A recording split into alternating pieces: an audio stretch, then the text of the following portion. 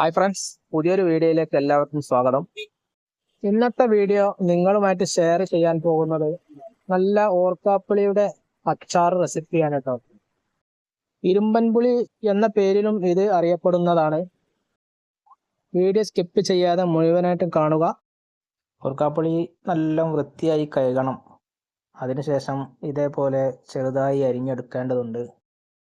ഇനി നമുക്ക് ഒരു പാനിൽ കുറച്ച് എണ്ണ ഒഴിച്ചതിന് ശേഷം നമുക്ക് ഒന്ന് വാട്ടിയെടുക്കേണ്ടതുണ്ട്. അതിനായിട്ട് ഞാനിവിടെ നല്ലെണ്ണയാണ് ഉപയോഗിക്കുന്നത്. അച്ചാറിടാൻ ഏറ്റവും ബെസ്റ്റ് നല്ലെണ്ണയാണ്. ഇനി ഇതൊന്ന് നമുക്ക് വാട്ടിയെടുക്കണം. ഇതിൻ്റെ പച്ച നിറം മാറുന്നത് വരെ ഒന്ന് വാട്ടിയെടുത്താൽ മതി. കൈയെടുക്കാതെ തന്നെ ഒരു 5 മിനിറ്റ് ഒന്ന് ഇളക്കിക്കൊണ്ടേയിരിക്കണം. അത് കഴിഞ്ഞ് നമുക്ക് വേറൊരു പാത്രത്തിലോട്ട് കോരി മാറ്റാം.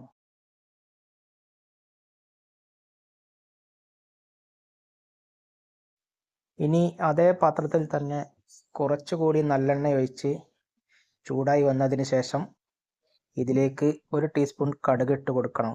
കടുക് നന്നായി പൊട്ടി വരുമ്പോൾ അതിലേക്ക് 1 ടീസ്പൂൺ ഉലുവയും ചേർത്തുകൊണ്ട് നന്നായി ഒന്ന് ഇളക്കി കൊടുക്കുക. അതിനുശേഷം ഇതിലേക്ക് 4-5 അല്ലി വെളുത്തുള്ളി ഇതുപോലെ ഒന്ന് ഇട്ട് കൊടുത്തതിന് ശേഷം തീ ഒന്ന് കുറച്ച് വെച്ചതിന് ശേഷം അടിയിൽ പിടിക്കാത്ത രീതിയിൽ ഒന്നും കൂടി ഇളക്കി കൊടുക്കണം. ഈ സ്പെഷ്യൽ അച്ചാറിൻ്റെ ടേസ്റ്റ് പറഞ്ഞറിയിക്കാൻ പറ്റാത്തതാണ്. അതുകൊണ്ട് തന്നെ ഒരു പ്രാവശ്യമെങ്കിലും നിങ്ങൾ ഇതുപോലെ ഒന്ന് ഉണ്ടാക്കി നോക്കണം.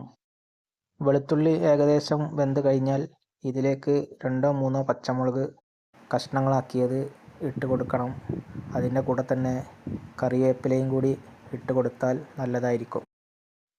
ഇനി നമുക്ക് ഇതിലേക്ക് മസാലപ്പൊടികൾ ചേർക്കണം. ഞാൻ കാശ്മീരി മുളക് പൊടിയാണ് ഇതിനായിട്ട് എടുത്തത്. അതാവുമ്പോൾ നമുക്ക് നല്ല കളറ് കിട്ടും.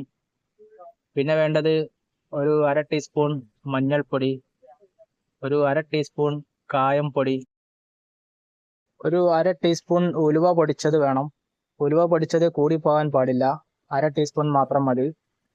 ഇത് കഴിഞ്ഞ് നമുക്ക് ഇതിലേക്ക് വിനാഗിരി ആവശ്യമുണ്ട്.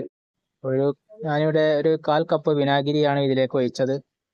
അളവിനനുസരിച്ച് കൂട്ടി കൊടുക്കുകയും ചെയ്യാം. വിനാഗിരി ഒഴിച്ചു കൊടുത്തതിന് ശേഷം ഇനി നമുക്ക് ഇതിലേക്ക് വേണ്ടത് ഉപ്പാണ്.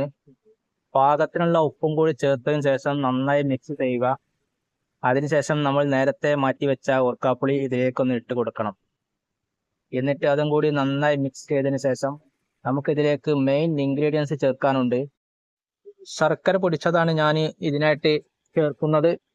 ഞാനിവിടെ 1 ആണി ശർക്കരയാണ് എടുത്തത്. അത് പൊടിച്ചതിന് ശേഷം നമുക്ക് ഇതിലേക്ക് ഇട്ട് കൊടുക്കാം. അപ്പോൾ നമ്മുടെ ഓർക്കാപ്പുളി അച്ചാർ ഇവിടെ റെഡി ആയിട്ടുണ്ട്. എല്ലാവരും ഒന്ന് ട്രൈ ചെയ്ത് നോക്കുക. നല്ലൊരു റെസിപ്പിയാണിത്. വീഡിയോ ഇഷ്ടമായാൽ ഒരു ലൈക്ക് ചെയ്ത് സപ്പോർട്ട് ചെയ്യുക. ചാനൽ ഇതുവരെ സബ്സ്ക്രൈബ് ചെയ്യാത്തവരുണ്ടെങ്കിൽ ഒന്ന് സബ്സ്ക്രൈബ് ചെയ്ത് സപ്പോർട്ട് ചെയ്യുക.